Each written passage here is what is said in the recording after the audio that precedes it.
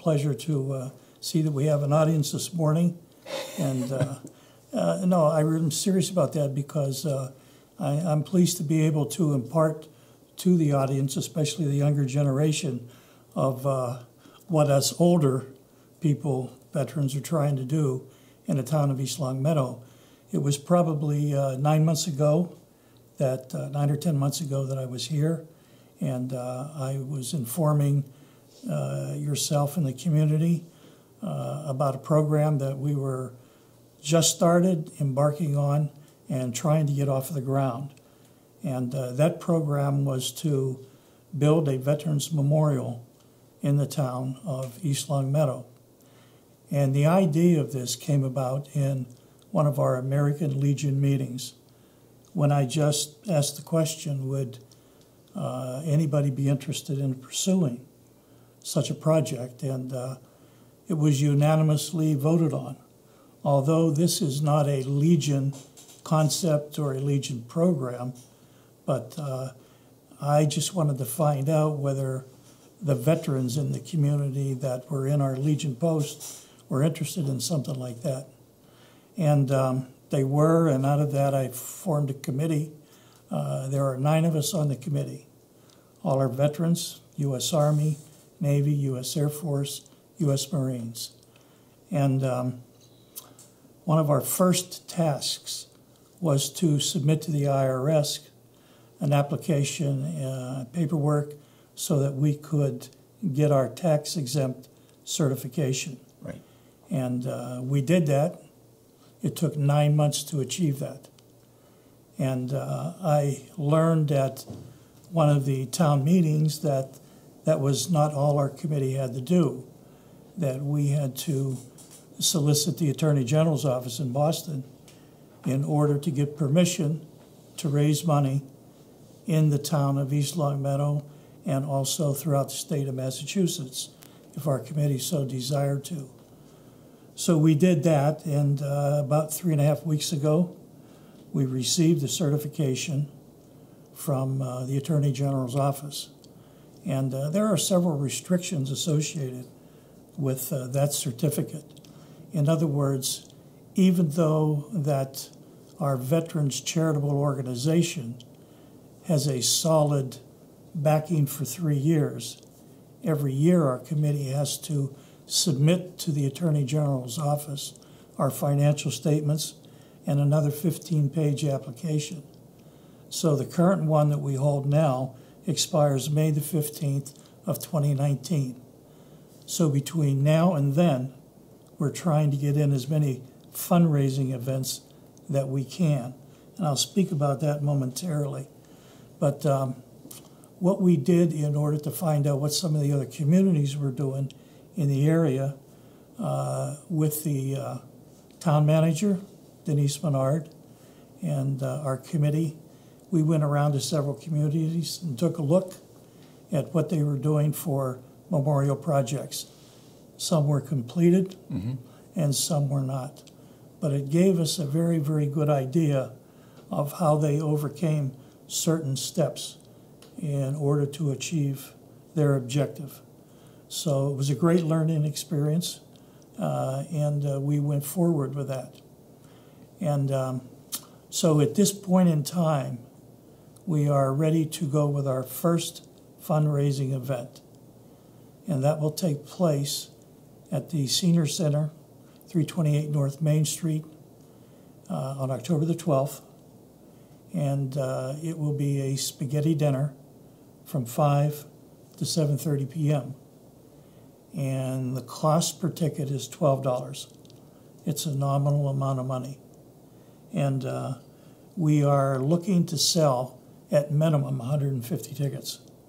We want to pack the place because we want to get as much money as we can.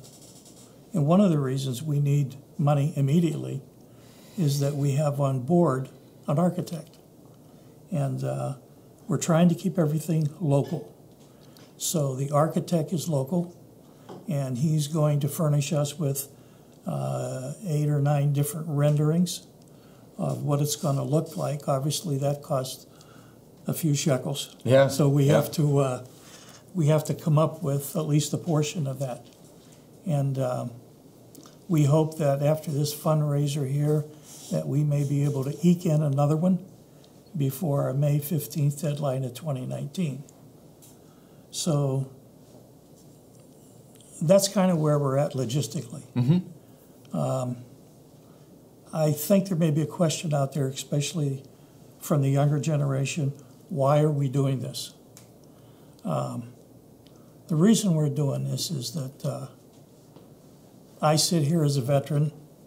I'm free to talk to you, but many of these people never came home. And that's a really important thing.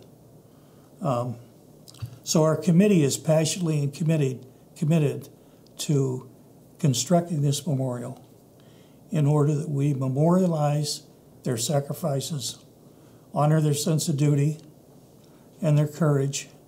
And it's also for family members, because when a veteran goes off, and especially into a foreign land, his spouse, his children, they also have a struggle and a challenge before them in schools such as this. I'm sure that somewhere in this school there's a student who has a family member, whether it's immediate or otherwise, who is serving somewhere in the military. And that's very important. And I think that maybe if I just give you briefly a few statistics, this will give you an idea of the proportion of service people who have given their lives and were wounded from World War I right up through Afghanistan and Iraq. I think this is really important only because it has an impact, and kind of, when you think about it, makes you realize how many of these people and what they've gone through. Some of these people were drafted, some of these people volunteered, but they were all heroes. And again, a lot of these heroes are buried in American cemeteries in foreign lands. I won't tell you who he is, but there's a favorite person of mine who was a general in the United States Air Force, and he had this saying, there's nothing like the heart of a volunteer. And whether you volunteer for the military, the senior center, helping somebody across the street, you're doing it with passion, you're doing it with commitment. So this committee that we have are all volunteers, and that's kind of the basic feeling that we're going forward with this. But just in World War I, Americans now, that's what we're talking about, 116,700 killed in action, 204,000 wounded. In World War II, there was 416,800 Americans killed in action. 671,000 and change were wounded. In Korea, 36,516 were killed in action, and 92,134 were wounded. In Vietnam, 58,209 were killed in action, and 153,000 wounded. In Iraq, thus far, 4,497 have been killed in action, over 20,000 wounded. And in Afghanistan, 2,216 killed in action and over 20,000 wounded. That's a total from World War I through Iraq, Afghanistan, of 635,000 killed in action and over 1,161,000 wounded. And this does not take into account those actions that our armed forces have taken in Lebanon, Grenada, Libya, Panama, the Persian Gulf, Haiti, Kosovo, and Bosnia-Herzegovina. So I gave you those numbers because I think when you think about it again, it could have an impact on why we're constructing this memorial. Are there any questions at this point? You guys have any questions?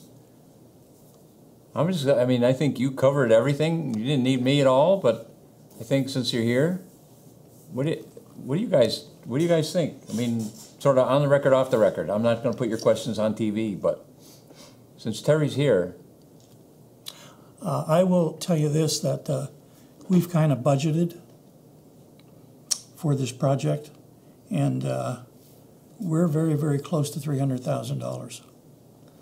And we have to, I wouldn't say earn every penny, but we have to get every penny, so to speak, in order to construct this memorial. We would like to have it finished by 2020 sometime. Realistically, it may not be until 2021, but that's the goal that we're setting, because there's a lot involved like this.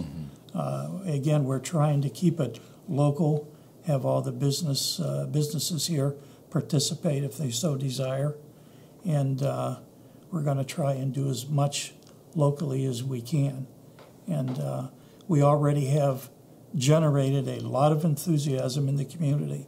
The town council is behind us, the town manager, and our representatives, and so we think it's going to be a great asset for the community in terms of conducting our activities, military activities on Memorial Day and on Veterans Day, and it's all going to be a place where like families can go and reflect on maybe they lost a loved one, or somebody, a member of the family. I will tell you this, that in Vietnam, there were 4 members from East Longmeadow. There were 20, 21, 22, and 24, and they all attended this high school. And they lost their lives in combat, killed in action, and some of them volunteered, some of them were drafted. Mm-hmm. And just to give you an idea about when I talk, the draft ended at the end of the Vietnam War, but everybody who serves today volunteered. Some of you may not even been born, but on 9/11, 2001, when the Trade Center was attacked, when the Pentagon was attacked, when the plane went down in Shanksville, Pennsylvania, but the recruiting offices were pretty well filled. Those were the volunteers that I'm talking about. right? And the size of this memorial is going to be, if you ever notice, there's a flagpole right there right now. It's going to be at least 45 feet on each side and 90 feet down on the left and right. So, we're going to try and make it for $300,000, not look cramped. Right. And we want it to be one of the most beautiful spectacles in the town of East Longmeadow. But we're going to sell T-shirts and different kind of shirts, and we're going to have hopefully walkathons, runathons, if that's the correct wording, and things of that nature.